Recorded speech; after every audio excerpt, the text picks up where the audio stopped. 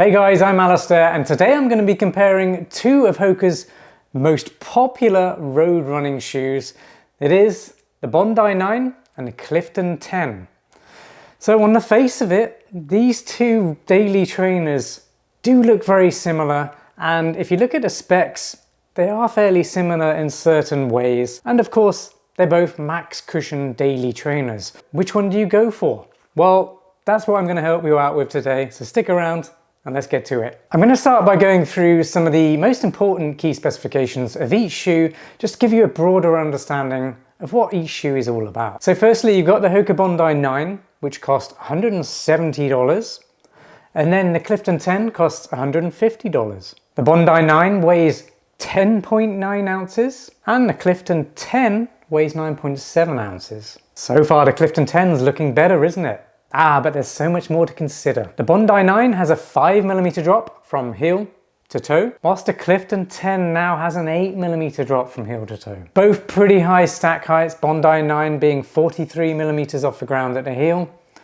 and the Clifton 10 being 42mm off the ground at the heel. In the midsole, the Bondi 9 is using a supercritical EVA foam with a Meta rocker design, and the Clifton 10 has a CM EVA foam. It also has a bit of a rocker, and it has an active foot frame which cradles the foot to give you a little bit of extra stability. And on the outsole, both running shoes use Durabrasion rubber compound, but the Bondi 9 has way more coverage, meaning it's going to be more durable on the outsole, but also it's going to have more traction as well. If you're enjoying this comparison review so far, please give the video a like, tap it, slap it, whatever you want to do. Just activate that like button and comment on this video.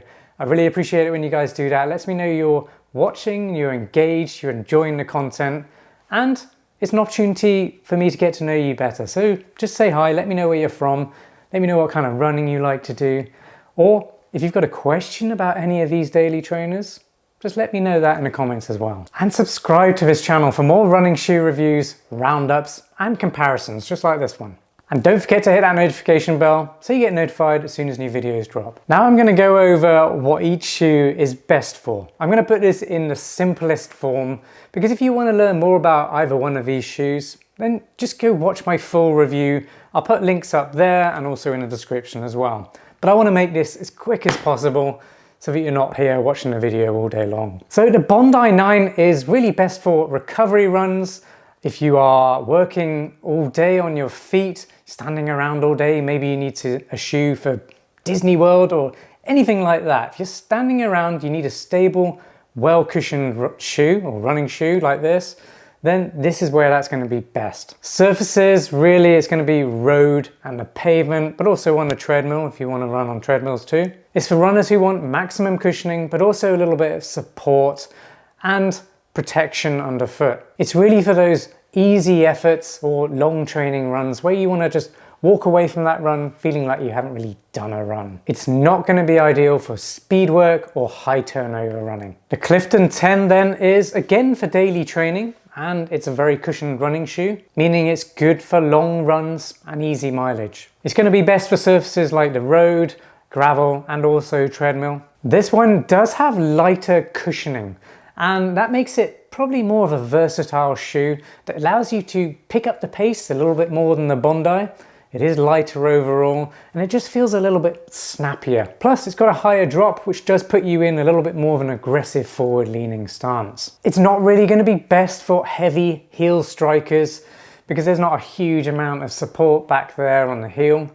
If you do need more stability, I'd say the Bondi 9 is going to be better for you. Here's my quick performance comparison of the two shoes then. The Bondi 9 feels softer, plusher, and it has more volume inside the shoes. So if you have voluminous feet, this one's probably going to fit you better. It's the shoe you're going to grab if your legs are feeling cooked and you just really want a recovery shoe that feels awesome on your feet and allows you to bag those extra miles. Both shoes fit true to size, but I'd say the Clifton 10 has a bit more support and structure in the upper, and a lot of that is coming from this double lace lock on the tongue.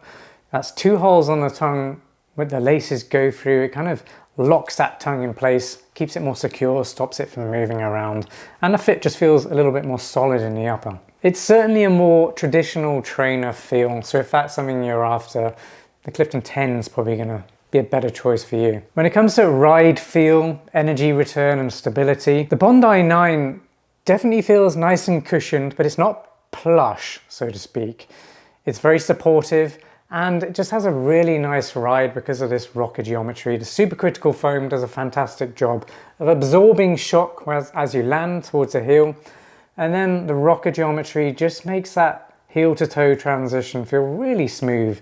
And I think a lot of runners, maybe heavier runners especially, are probably really going to appreciate the fact this just feels so smooth, not just from landings, but it's the stride and the roll of that stride just feels fantastic. The Clifton 10 on the other hand definitely feels more responsive, and because it's generally lighter, it will allow you or make you want to run that little bit faster, pick up the pace and increase your cadence because it's a lighter shoe. Just feels a little bit snappier. When it comes to durability, I'm gonna have to say the Bondi 9 is more durable, which is lucky because you are paying extra for this shoe.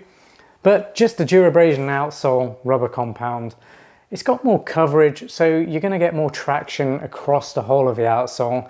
Plus, this rubber compound's going to last longer because it's just got more coverage. Which one do I prefer personally? Well, I'm going to have to say the Bondi 9 because I just love this shoe for recovery runs. Yes, it's a little bit heavier, but it's just a smoother shoe and it feels like it's actively helping me recover whilst I'm trying to get those recovery miles, and that's really what a recovery running shoe like this is supposed to do, and it does it really well.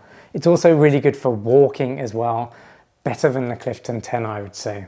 On the other hand, the Clifton 10 is a little bit more versatile in terms of pace range, so you can actually run a bit faster in this one and it will feel better. It's a little bit snappier, and I feel like the upper is a bit more breathable as well. So hopefully by now you're leaning towards one of these shoes.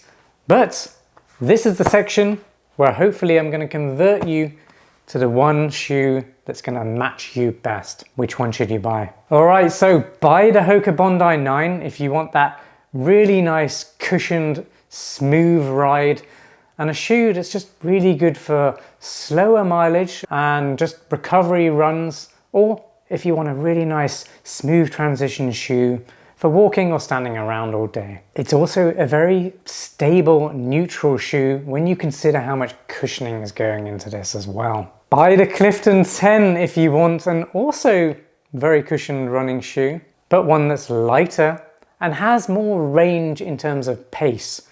So this one is definitely going to be a little bit quicker than the Bondi 9. But it's not quite as good for walking or standing around all day because it's got that higher drop. And I personally always recommend going a little bit lower than 8mm if you can on a walking shoe, but also a running shoe. It is a touch firmer underfoot, but that makes it faster.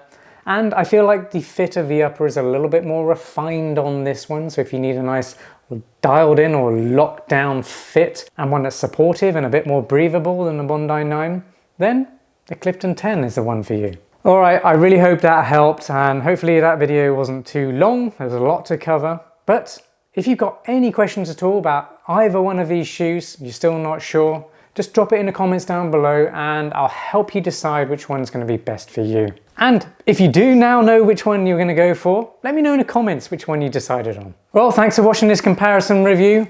I really hope you enjoyed it. If you did, remember to like this video, subscribe to my channel, hit the notification bell, and I'll see you on the next one. Peace.